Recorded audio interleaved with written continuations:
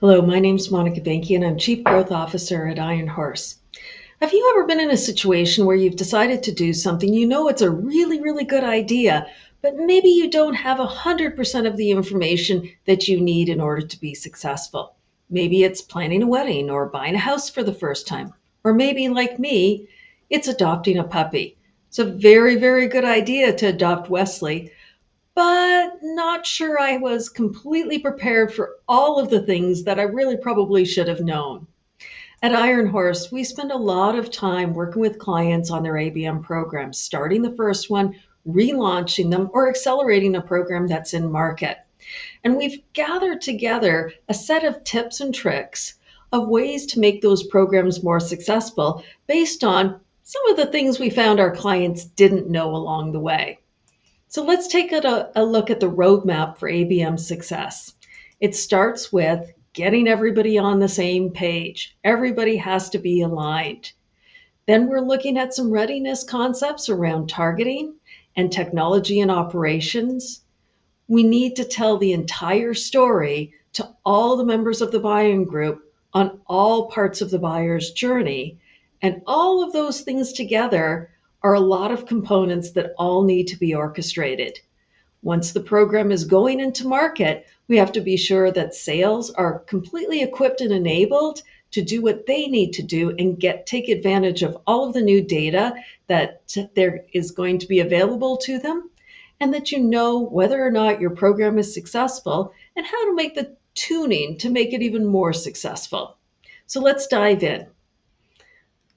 The first thing to get aligned on is, what is ABM? Sounds fairly simple. We think of ABM as both a method and a mindset. It's the practice of using digital signals to go from a very wide view of who could buy you to a much more narrow view of who is most likely to buy you, and concentrate sales and marketing efforts on those opportunities. Sounds fairly simple. Where could it possibly go wrong? Well, in a couple of places. Sometimes we see ABM being implemented more as a technology project. And it's really a view of, this is a piece of marketing tech stack that's going to do a single thing. Maybe it's a single bullet, but it's not really comprehending the cultural change that has to happen. Cultural change generally involves a lot of internal stakeholders. And sometimes the big mistake that's made is there aren't those stakeholders involved, or they're not involved right up front.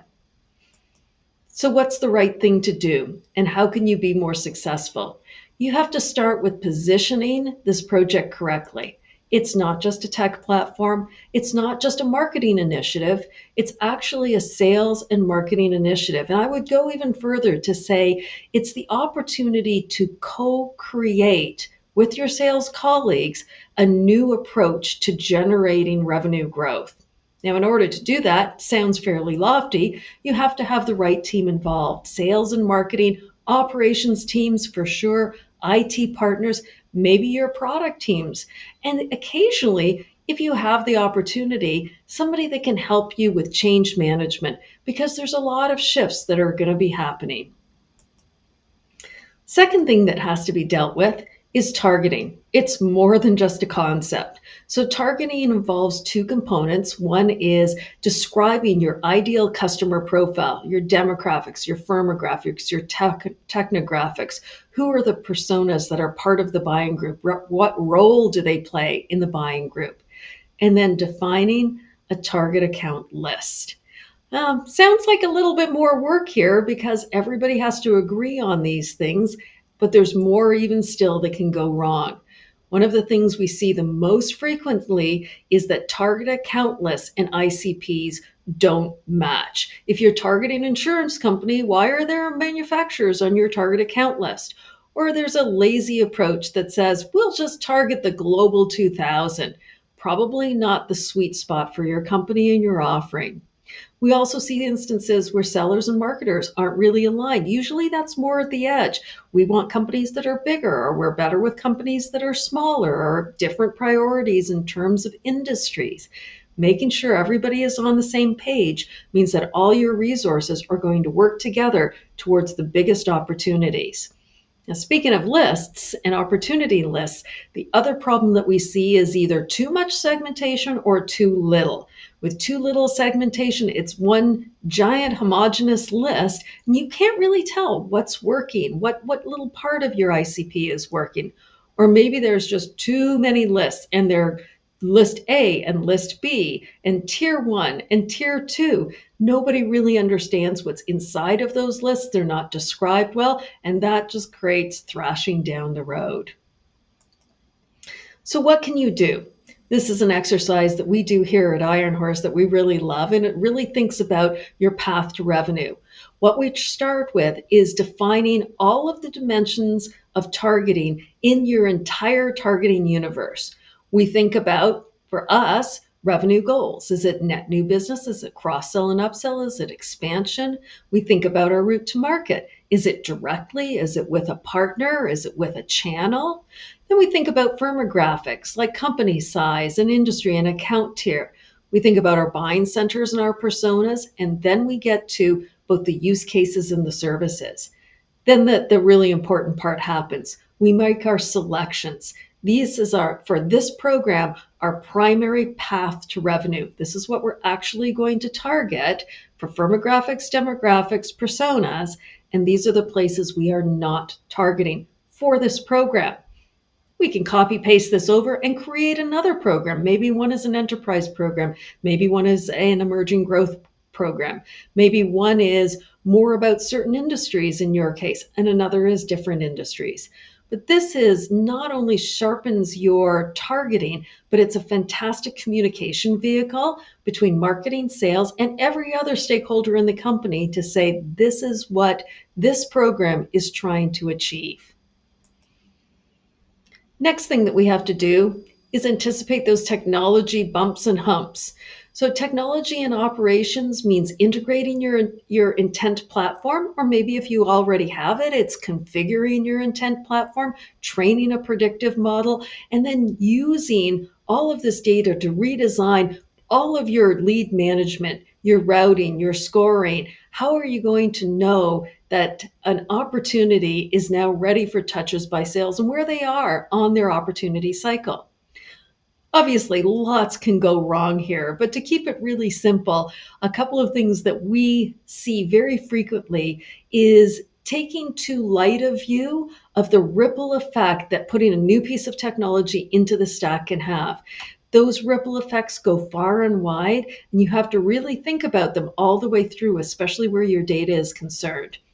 The other thing that we see really frequently is an avoidance of governance. So one of the big ones is, well, in order to do this correctly, every opportunity needs a contact associated with it. But we're going to let sales create opportunities without contacts. Then later down the line, we have an inability to do attribution to the marketing activities. Not because marketing wants credit, but because we need to know what's going on, what's working, what's not working. So having that governance in place, sometimes it's hard to do. Sometimes people don't want to manage it. It's kind of like cleaning your closet out, but it's really, really important. So our tip for you is to do this in agile sprints. There can be an overwhelming amount of work to be done, but take it in its pieces 1 week at a time and really concentrate on those decisions that are made early on that have a material impact downstream. Keywords, what are they? How many? What should we use for the top and middle of the funnel for this segment versus that segment? We can't just take our SEO keywords and paste them in for account-based marketing. This is a different exercise. Let's take a look at our data and the mapping between our CRM, our marketing automation, and our intent platforms. Is that working correctly?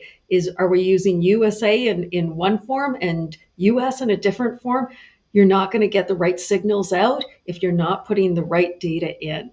So take it a step at a time and document your decisions so you can go back and go, that's why we made that decision. It was a good idea at the time. Situations have changed. We can make a different decision now.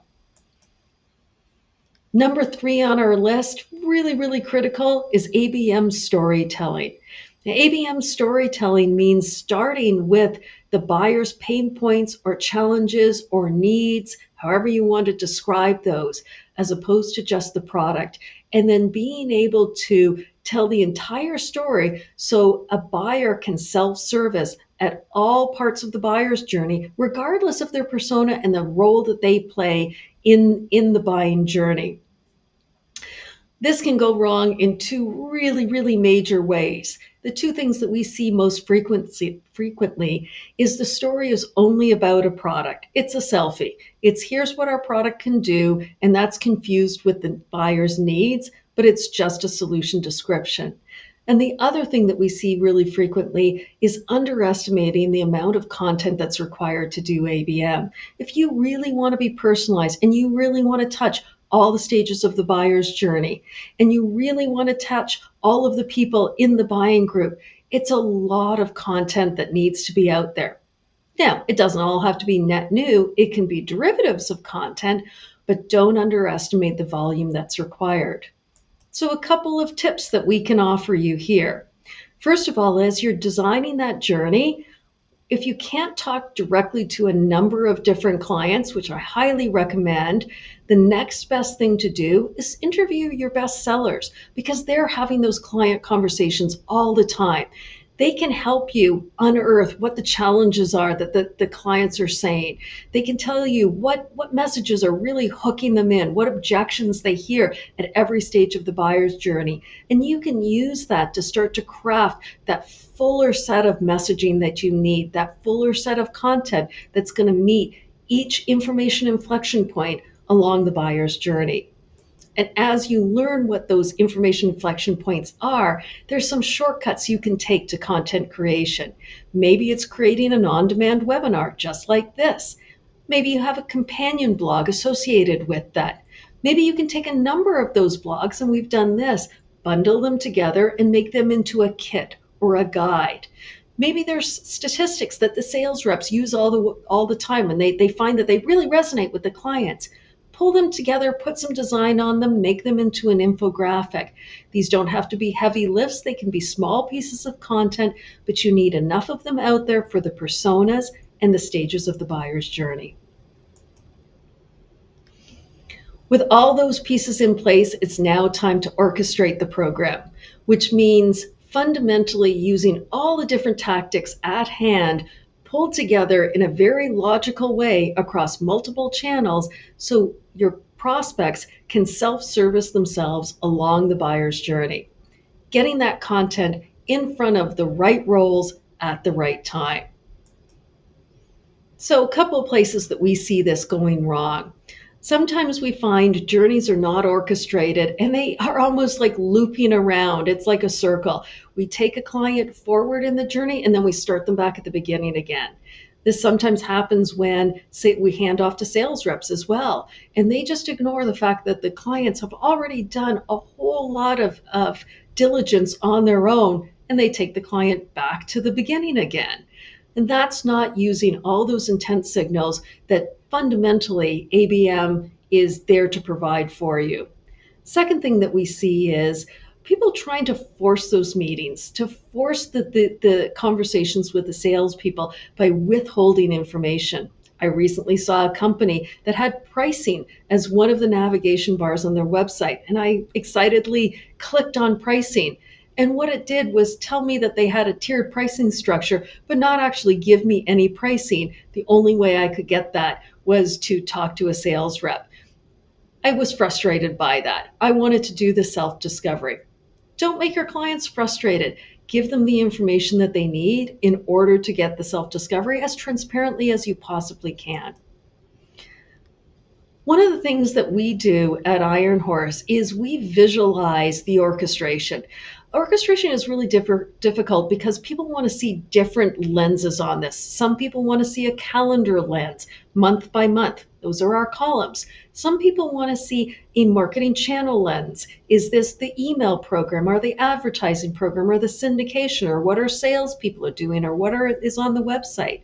Some people are looking at it from a content and messaging. All our little blocks are content pieces, and the message tells a story over time.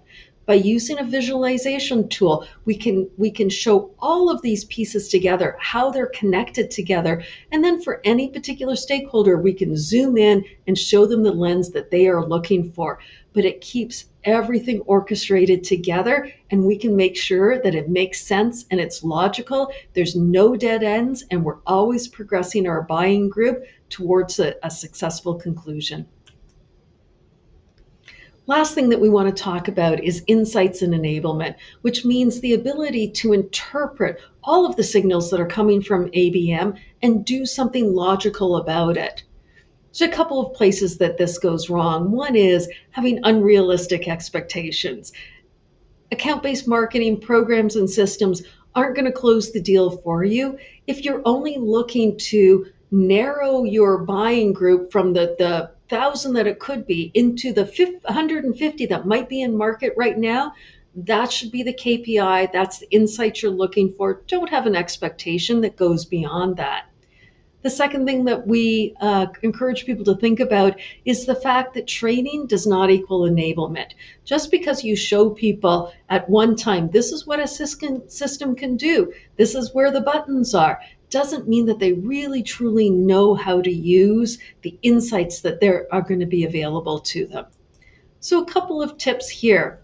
First is put the human back in enablement. Just system-based training or videos really isn't going to offer you the same kind of oomph that a real person-to-person kind of enablement can do. A couple of things that we've done is we've grouped sellers into tech savviness. Some people are very, very tech savvy. They can really navigate the system quickly, but maybe they don't have the intuitiveness to know what things mean. Maybe you've got a different group of salespeople, very, very intuitive, but they don't have the tech savviness to navigate the system. Breaking them apart allows you to have different kinds of enablement sessions for different kinds of reps. We also love office hours, taking small groups of people, taking an account, saying, what would you do next? How can you use the systems to discover more about their journey? What's the next step that you would take?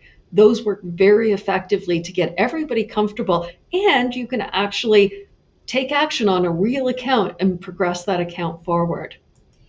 In terms of figuring out if you're successful or not, we always love to start with the question. Who's the stakeholder and what question do they have?